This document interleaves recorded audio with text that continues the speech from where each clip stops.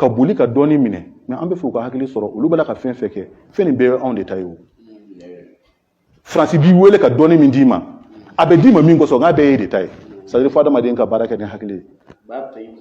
voilà donc sɔnni ka dɔɔni minɛ i halala la mais e tɛ dɔɔni minɛ dɔwɛrɛ kama o fo n'a kɛra k'i balima tɔw kumaniya ma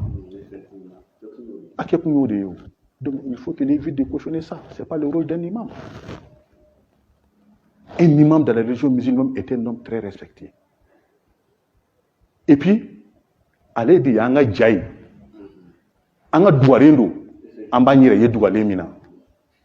Bon, mais niya ye mogobe bla oula parce que wati mina ni takabulu matle. Mena anga torba hakili jingi tugune. Akoka mapma. Mais allez nyine na lepma na koju. D'ailleurs, lepma na refo pma dans sa gora. Quand le Mali a parlé de son partenariat avec la Russie,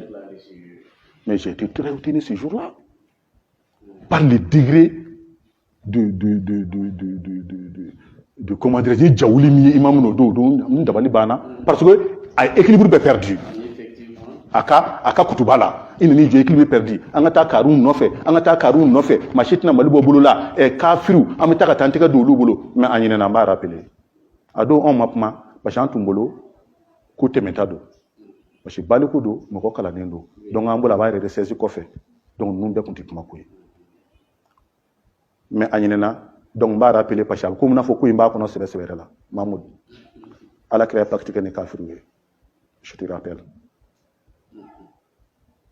ijira be ke wakati mina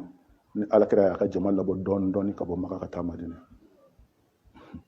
Jafar na ka jama bismillah lami ibala ka fo munu ma kafiri ou bismillah olu de ka misiri kono olu de ka almami kira ka jama protéger o don ka kale ka ti ala kira ka jama mɔgɔ kelen a t'a falen ni y'a ka dugu sokofɛ fulu ni y'a kɛ sanu ye a tɛ silamɛ cɛ kelen falen ibala ka foli de ma bi ko kafiri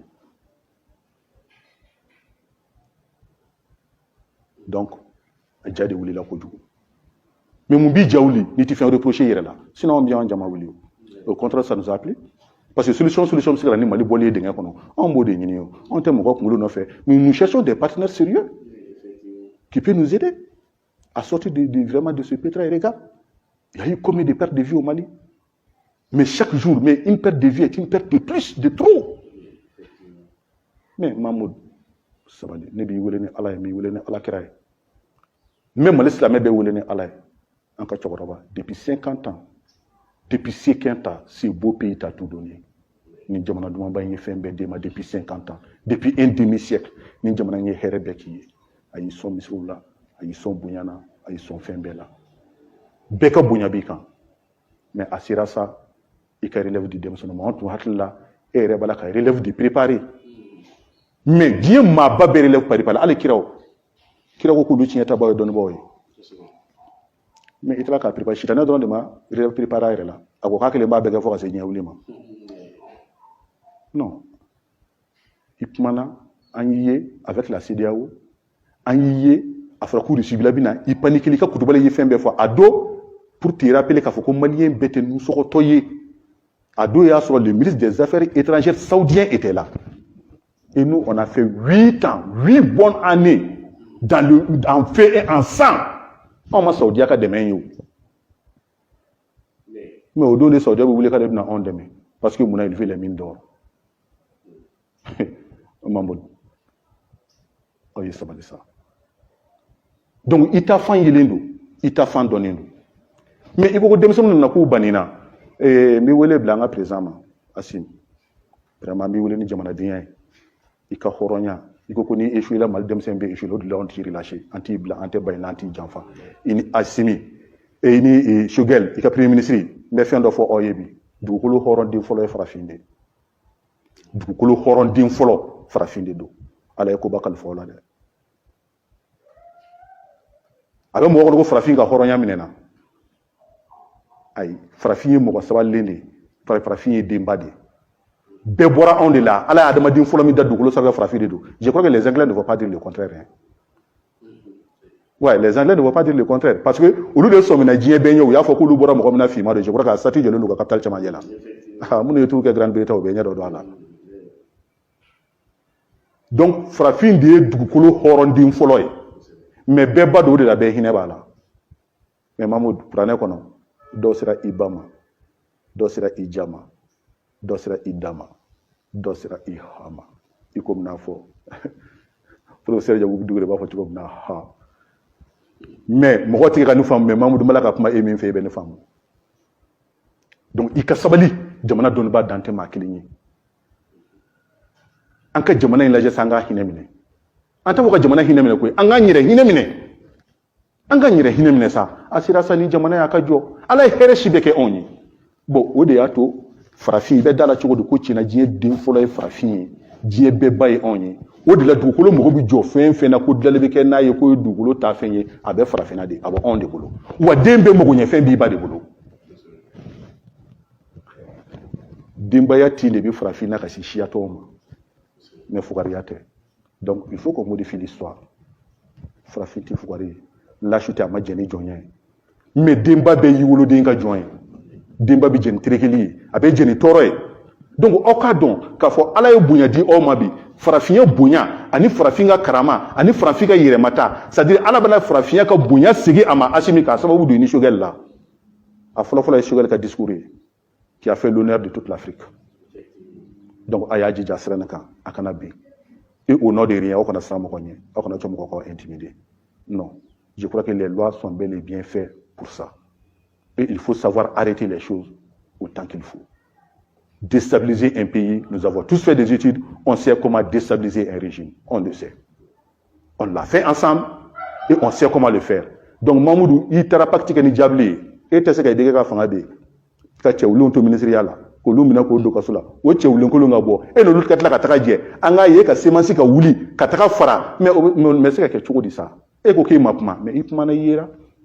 donc ni n'olu farala ɲɔgɔn kan ko aw bɛna bɔ mais a bɛnna ni yɛrɛwolo debout sur les remparts olu ka bɔli ye aw y'a ye k'a fɔ ko tiɲɛ na place de l'indépendance in tiɲɛ na maa wɛrɛ tɛna se ka occuper bilen donc o ye aw fari fa donc Mamadou yelen don a y'a ye cɛ dɔ de bɛ so kɔnɔ min ɲɛ bɛ nin bɛɛ la k'a sɔrɔ mɔgɔ kuma ta tɛ jama na donc Mamadou yelen don e ma bɔ o la donc i bɛna mun de kɛ a y'a ye force t'a la donc il faut reconstituer les choses donc restituer comment donc wele bɛ da ni ala tɔgɔ ye mais halisa min yɛrɛ ka kuma n'an ka cɛkɔrɔba komi ko i bɛna kuranɛ kalan ka yafa deli effectivement la ilaha illa anta subhanaka inna kunna mina zalimin an yɛrɛ de kɛra yɛrɛbutɔɲabaw ye tiɲɛ don parce que France ti wali bɔni minɛ kana bi an kɔ France bi jamanaden jugu dɔw de sera k'u bila jamana na donc Mamadou bɛɛ sigara i la k'i b'a la k'o rôle de jouer et puis c'est ce que tu es en train de montrer parce que mun na dɔ wɛrɛ t'a jira an na ne tɛ n jugu dɔn a man gɛlɛn mɔgɔ jugu teri y'i jugu de mais ni mɔgɔ y'i jugu i jugu ka bafila ni y'o y'i nin kunna an bɛ boli dabɔrɔ donc imamu voilà donc imamu mɔgɔw ka sira imamu ɲɛ ka boli a ɲɛ parce que u ɲɛ bɛ Mali jugu ka bafila de la a kunkolo la donc ni i ni y'i jugu ka bafila don karamɔgɔkɛ i bɛ siran donc voilà la peur des Maliens voilà la peur des patriotes voilà la peur des dignes fils de ce pays et qui ont tout le temps respecté Imam Mamadou Dicko qui l'ont soutenu corps et âme mais aujourd'hui qui ont peur mɔgɔ tɛ se k'an ka jamana minɛ ko mais père kun ye mun ye hɔrɔnden bɛ siran fila fɔ de ɲɛ i kana maa dɔ tanu ka tila k'i y'a jagabaw la donc i y'a ye bɛɛ ka siran y'o de ye donc an tɛ fɛ cɛkɔrɔba k'an pousser ka bila o kɛnɛ kan an tɛ fɛ a n'a nɔfɛ maaw k'an pousser ka bila o kuma kan an b'a ɲini a fɛnɛ fɛ komi a ko ko ninnu tɛ mɔgɔ lamɛn mais an b'a ɲini a fɛnɛ fɛ a fɛnɛ ka mɔgɔw lamɛn a fɛnɛ k'an lamɛn a k'an dɔn denmisɛnnin ye mais a k'an lamɛn k'an ka kuma fitinin fara a ta kan a k'a dɔn k'ala ma fɛn bɛɛ di maa kelen ma wa wallahi billahi tallahi la ilaha illa huwa Mali ni cɛ o cɛ y'i n'i da bin i da la n bɛ min f'i ye i bɛ malo i b'a kɛ ni se b'i ye se bɛ ban i malolen bɛ kɛ maliyɛnw ɲɛna donc an ka cɛkɔrɔba sɔnni a ka se o ma an bɛɛ ka jɛ ka yafa deli ala fɛ anw de y'an yɛrɛkun fɛn ka tiɲɛ don mais i b'a la ka weleli min kɛ ka taa kuranɛ kalo o tɛ tapage bɔ dɛ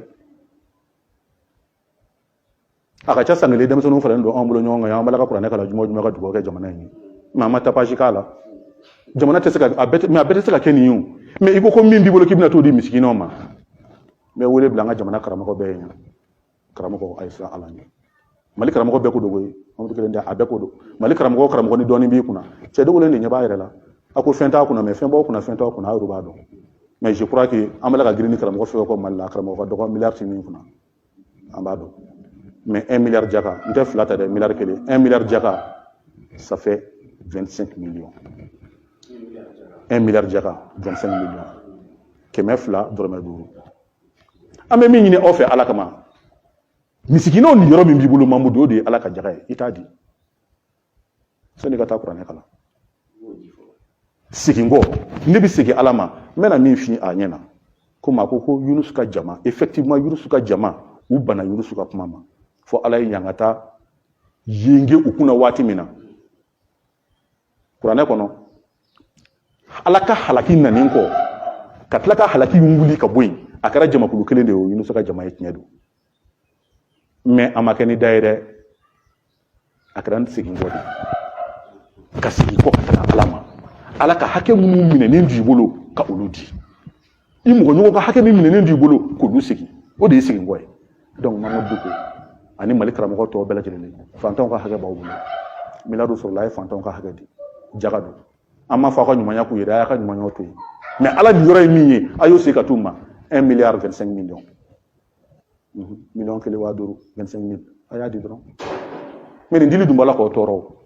Mais mi mana ulewo ko nga jama fra nyonga ko ka takura ne kala mais ni misigono ko jaga di do na atla jaga di wati temena sa ni ku jaga di am do boko la am baro ko misigino hinabila donc anga na nyongo tromper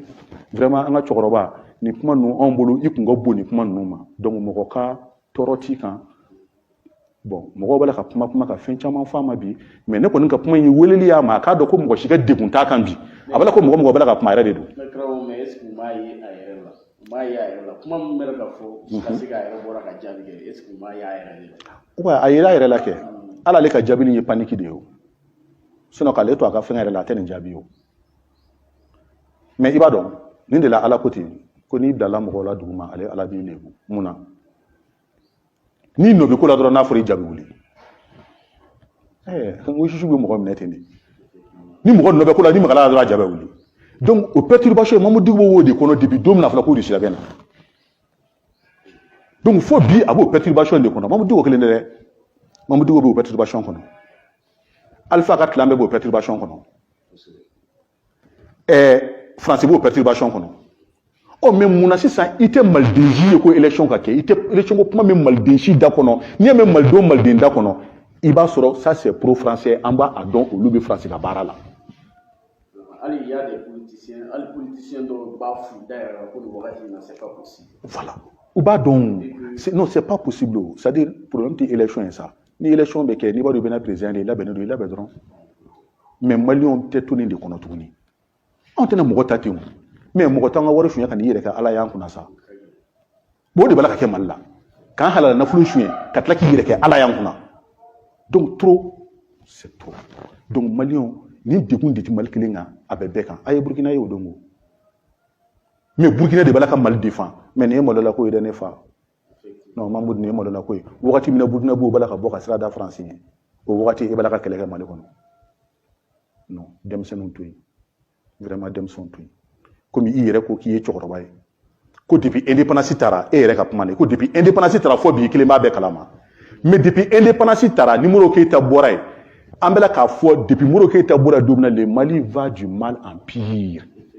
Dié dungo do beta mashiba minende kono. Dungo do beta mashiba minende kono. Oh bekaro munu bolo sa sera sa aka cha aruka yafa de Mali on fait akwa simboala. Donc an woni be dugo kaye ni ya soro ko sigi ngode do an vola ka mi vosa no dedo. Chena na bana jama fara nyonga Qur'an kala ka fo mo ka dabora malikula. Chena ayeto nyoni chamange Mali on ya fama. Alhamdulillah mi dugo kaye ala ka dugo yimine ya rabbi ala ka ke sigi ngore ka tubi bada badai. Mais ni ya soro odite an fene ka dugo do ne ko bla inshallah an ka dugo fara ndo aka dugo kan Mali anya nyine ala fe ka sababu ke Qur'an kala mbaye ale mi organiser mawo manu be Mali contrôle la mawo manu de balaka Mali mine ka ba di jamana werema amana ke jamana o jamana ye ka bi Mali mine an faso mine ka di wali jamana werema no ko on bi ka on ga herebo kan kuma na nga herema iko na fo France na tirila ko an ba nyine ala fe ya rabbi mo o mo ni France ala mu be malula ala ku si ban ala ku fanga ban ka on jamana here segi ama ka on jamana here ke jamana dun tay on ko dugo yi odi donc an ga dugo faralen do aka dugo kan inshallah ka ta be fatiha ta dimanche don aka nabi meni oteni tubi de do oh donc an ga dugo fene do ala ka tubi mine tiena ani chewle drameu u ka seku ko de u ka do ko maliko mo kele kunlote chewle on ka ga do ko dokera sa Mais le gouvernement de la c'est au gouvernement qui qui il faut avoir un peu honte. Pour Mali, en cas de mina ngapma ku horonya de. Mais so ni horonya de mina bo ba vocabulaire là. Atununa. Donc ni am meni wele da. Ka se mal dembema. Asimi aw kana yere ni wati no kama ka réseau fatew kama ka réseau kama ka bombardement chama ke nuka fengo yembo kana ojoro asuti nindo malden sebe befe asuti nindo chofe ate chewere mundo wa asuti nindo mo fe ala mo bi mo mina malla asuti nindo mo fe mais mamudu go bi segu donga teme beka segu iba donga teme beka abe gban ibolo domini ibu la kani kala faro ne bo rodon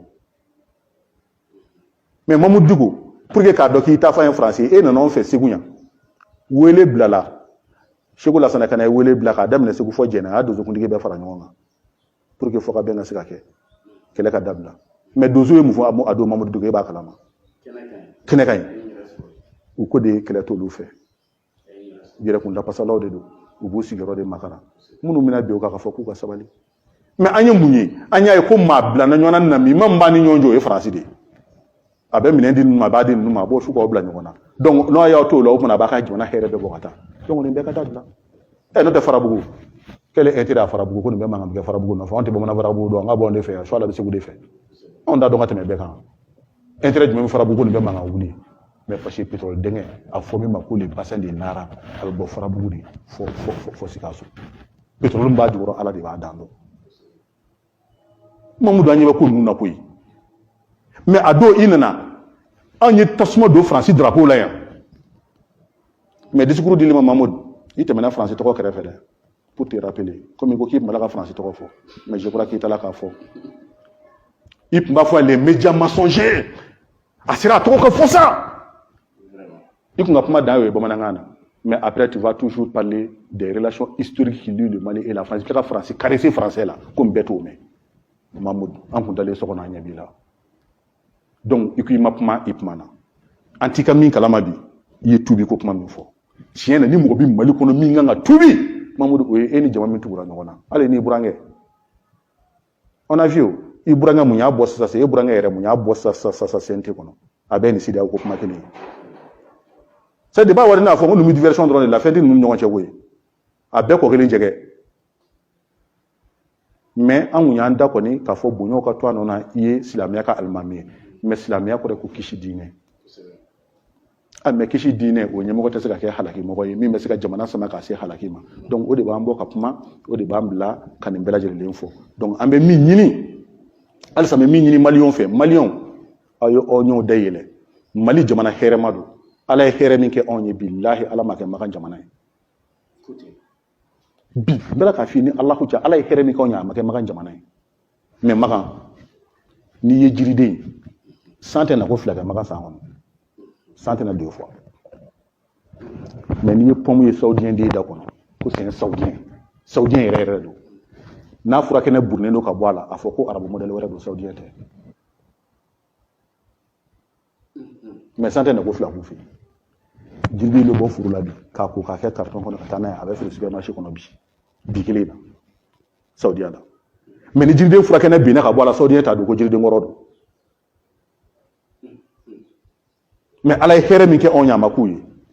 mais muno herati malion ka muno herati maldonga dugu kono non abala demsanu abala ka manipulation muno bala ka abala ka boli awka chômage ni fin abebe bande ni jamana basigira ni jamana kala jamana here mai mais jamana tesiga basigi sogale kuma vote nyade do feve be kulu la bumako ko anga election ke ni ya bla ka ta faso la ka ta campagne ka tesi ta ko tirawo ni transition na nte sa mugo kumbala ka chisara kala se wa ngora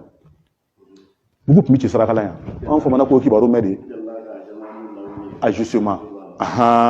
donc transition na nende on commence à me ko mugu ci bala ka jenya na doni donc Mamadou Diko ni ti fo reprocher yere la irisi na ne kana ki ma jawni kafiru te ni kafiru de do wakati mina islamé ni kuru ngari de lebo ko on be alakira la dege wallahi malion on bo alakira ka sraka wati mina gona alakira bulo o wati alakira mamu magen madina kafiru de kundo munu nye alakira bismillah madina kafiru de kundo asile le chaman kibira kado wa munu nyu bismillah Éthiopie kafiru de kundo pour protéger contre les mépois kafiru de kundo donc bi ni an bina ka sababu kɛ marako jugu ye foyi ma Mali sɔrɔ fo n'a kɛra maraba jugu dungo jugu olu dɔrɔn de ye Mali sɔrɔ mais ni ko i bɛ dungo jugu ka dungo juguya bɔsi a la mankan bɛ caya o ye diyagoya ye donc an b'o mankan caman dɔrɔn de kɔnɔ sɔnni mɔgɔw k'a faamu mais ni dungo jugu de bɛ min se jamana ma o ye halaki de parce que mɔgɔ kelen de bɛ mɔgɔ miliyɔn caman nin yɔrɔ dun walima e ka taa dɔɔni minɛ dɔ bolo ka i faso hɛrɛ feere o ma donc e kelen de n'i ka du bɛ hɛrɛ sɔrɔ mais i faso tɔ bɛ halaki bon nin bɛ mun de ɲɛ an ko nin tɛ ka dabila wa Mali an ɲɛdɛlɛ nin ka dabila sa mɔgɔ kelen ka sɔrɔ tɛ sɔrɔ ye an ka cɛkɔrɔbaw y'o fɔ bamanankan na ɲɛna a mɛnna u ko mɔgɔ kelen ka sɔrɔ tɛ sɔrɔ ye n'i ye sɔrɔ kɛ a t'i balimaw ka dɔ sɔrɔ wa Mali bɛɛ bɛ se ka dɔ sɔrɔ maliyɛn bɛɛ bɛ se ka kɛ i b'a fɔ ko Saoudiens maliyɛn bɛɛ bɛ se ka maliyɛn bɛɛ bɛ se ka kɛ Libyens ye anw ka DG an bɛ se ka yɛlɛma kɛ forêt ye bi Kadafi ye ji kelen min boli a ka jamana kɔnɔ su ala ko ta ji ju bɛ anw de fɛ yan anw bɛ se ka ji bɔ k'a boli an ka Sahara kɔnɔ bi ka jiri dan a la k'a kɛ forêt ala y'o se di anw ma an bɛ se k'a kɛ mais mun bɛ an bala la voilà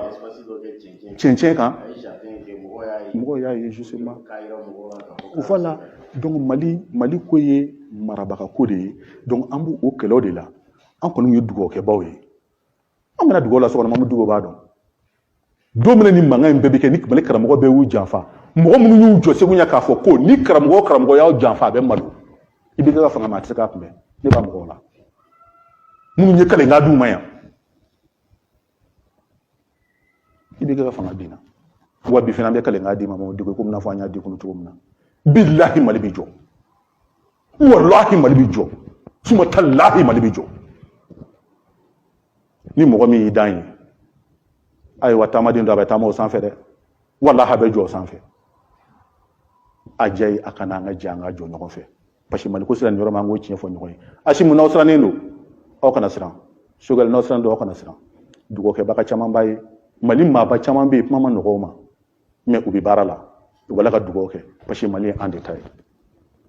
ye mɔgɔ i bɛ sigi ma yɔrɔ min na i b'a la k'i denw wolo yɔrɔ min na i mɔdenw bɛna sigi yɔrɔ min na i bɔkolow bɛna na yɔrɔ min na i yɛrɛ bɛnbaw y'i bila yɔrɔ min na o tɛ se ka kɛ yɔrɔ min ka dɔgɔ mɔgɔ bolo sa maaba bɛ jɔrɔlen ni sigiyɔrɔ ye o gosago bɛ kɛ don min na ka Seku Sala ka du c'est à dire ninnu taara don ni karamɔgɔ mais nin tɛ kɛlɛ ye o muso kɔnɔmaw kɔnɔ fara ka denyɛrɛnin bɔ a ba kɔnɔ k'a bila tasuma na mais ne ko adamaden bɛ se ka nin cautionner cogo di non mais Mamudu an b'i ma ni ala ye sa hali kafiri tɛ nin cautionner kuma tɛ silamɛ ma donc bɔ Faransi kɔ France ambassadeur bɛ t'i fɛ yen ko dogolen tɛ o depuis mi waati a b'a la ka fɔ e n'u ka kɛlɛ banna cogo di i ka kɛlɛ tun ye yɛrɛko kɛlɛ de mais bi nin ye Maliko kɛlɛ de ye a ye Mali b'u bolo sa Faransi kelen tɛ jamana ye hali an b'u ka kan min fɔ bi a ka gɛlɛn an ma mais n'an m'a fɔ an ka jamana kɔnɔ a bɛ mɔgɔw kɔnɔ ko Diko ou bien ko dɔw dɔrɔn de kalanna Faransi ou bien non an bɛɛ b'a dɔn on le sait mais a ka ka d'anw ye bi an ka bɔ nin tubabukan in kɔnɔ an ka kɛ an yɛrɛ ye an ka kan fila ta diɲɛ kosɛbɛ bɛɛ bɛ Faransi yɛrɛ bɛ kɛlɛ la a ka kan nɔfɛ hali Union européenne na ko Union européenne fɛn bɛɛ bɛ anglais la donc anglais de bɛ ɲini ka kɛ diɲɛ kan ye diɲɛ dɔnnibaaw b'a la livre scientifique baw b'a la dilalikɛ fɛn bɛɛ b'ale kan in de la donc an ka kalan kan ɲini ka kan an ka anglais ta comme langue officielle a banna ni jamana wɛrɛw cɛ kuma ɲɔgɔnya an ka bɔ nin bɛɛ parce que tant qu'on ma nin bila Faransi tɛna bɔ an kunkolo la wa cɛkɔrɔba fɛn fɛn bangena tubabu tile kɔnɔ a b'u kɔnɔ ko tubabu ye ala de ye mais alaw tɛ Mamudu tubabu tɛ ala ye tubabu tɛ ala ye wa a dɔn ko Arabie Saoudite tɛ ala ye i ka dɔn ko Qatar tɛ ala ye parce que aw b'a la ka mɔgɔ hakili la k'aw dogolen don ko mɔgɔ b'a ko Arabie Saoudite i bɛ taa fɛn fɛn minɛ Arabie Saoudite ambassade la i bɛ taa Saoudiens ka représentants bɛ na fɛn fɛn k'i ye ça c'est en commun accord avec la France et on le sait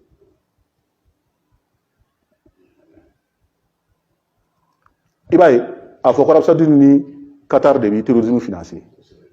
mais marifa dilayɔrɔ tɛ Saudiya la char dilayɔrɔ tɛ yen bombe dilayɔrɔ tɛ yen marifakisɛ dilayɔrɔ tɛ yen i jɛni b'a d'u ma Faransi de b'a feere u ma Faransi de ye Saudiya ni Qatar ka premier client ye armée na mais Faransi b'a don min k'a la Faransi de b'a d'u ma o b'a don anw kan mais o dɔrɔn tɛ dɛ o ye bolo fɔlɔ ye bolo filanan Faransi yɛrɛ bɛ na n'o ye direct la Mamudu nin bɛɛ prévu jira la aw la o kumana aw bɛ mun kɔ donc n'i tɛ fɛn wɛrɛ kɔ Maliko la et puis i bɛ hɛrɛ de kɔ donc i bɛ hɛrɛ kɔ fara anw kan i ni ninnu ye kɛlɛ kɛ maa si tɛ fɔ Choguel ɲɛna Choguel mɔgɔ si tɛ se ka Mamudu Diko mɔgɔ si tɛ se k'o fɔ Choguel ɲɛna Choguel b'i dɔ ye maa min ye ka tɛmɛ dugukolo bɛɛ kan wa fɛn bɛɛ filɛ wo la cɛ olu dɔrɔn Choguel ni nin bɛɛ gouvernement kɛ ɲɔgɔn Choguel bɛ nin dɔn ka tɛmɛ diɲɛ bɛɛ kan donc Assimi fais attention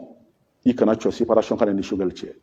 wa an bɛ fɛ ka min f'i ɲɛna jamana i ta de don anti-démocratie la blé, anti-fouille la blé. Il y a eu un coup d'état, jamana bi joli syndicat. Donc, oyo jojo là. Procureur, Touré mi wele. Iki choro do pashi bala ka choro mali kono. Maître Kassim Tapoui choro. Andu nyabi la de. Hier ça menea. Maître Kassim Tapoui kale de yike procureur Bamako. Il l'a dit à tous les Mali. Il a fait réseau ça va ma do kale de wele ka bo bugu ne kana ni. Andu nyaye mo ye Francisca Puyen mali kono avec avocat Kassim Tapoui.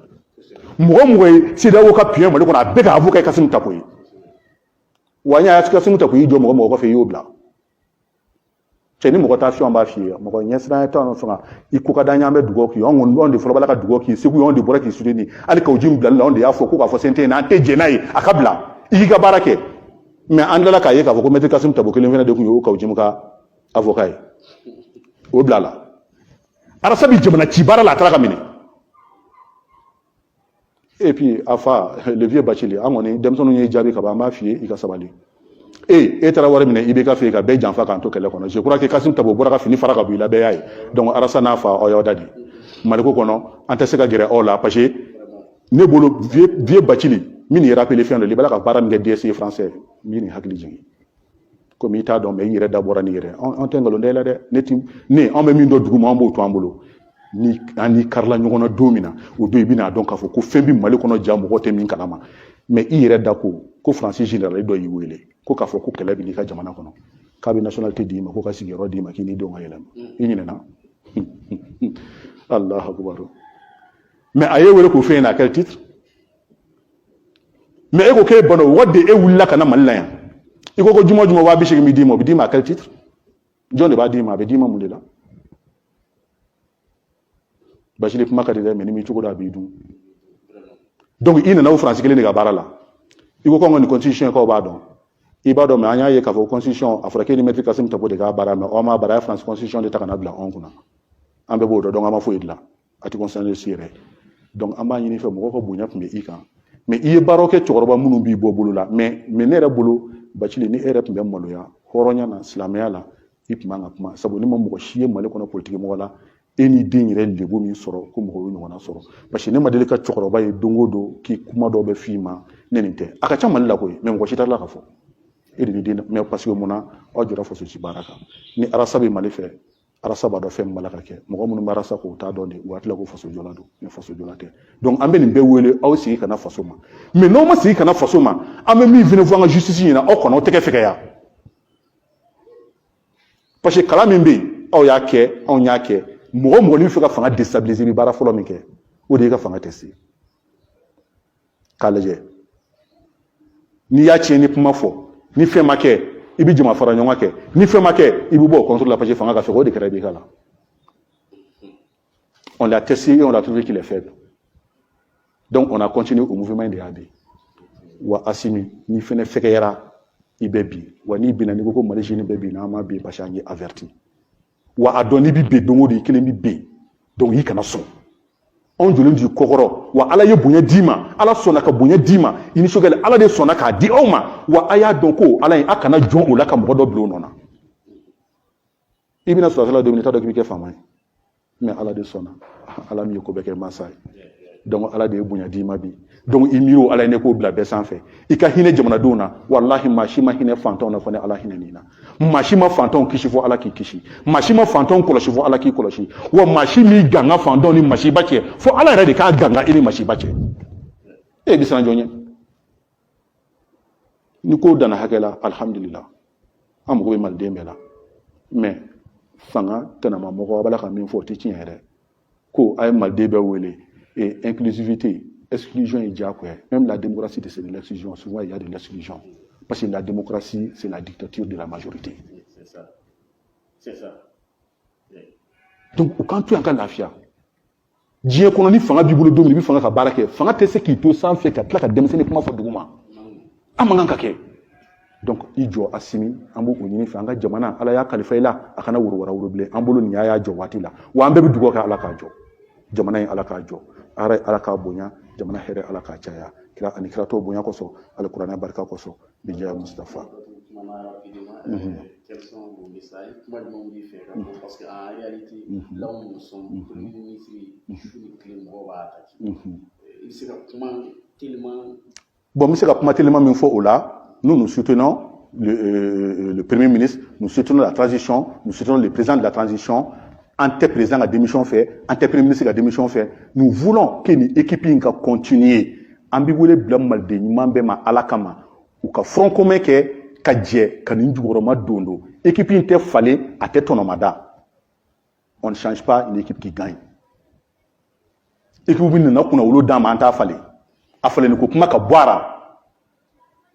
En goût démocrate. Faut qu'attendre élection humaine d'Oma.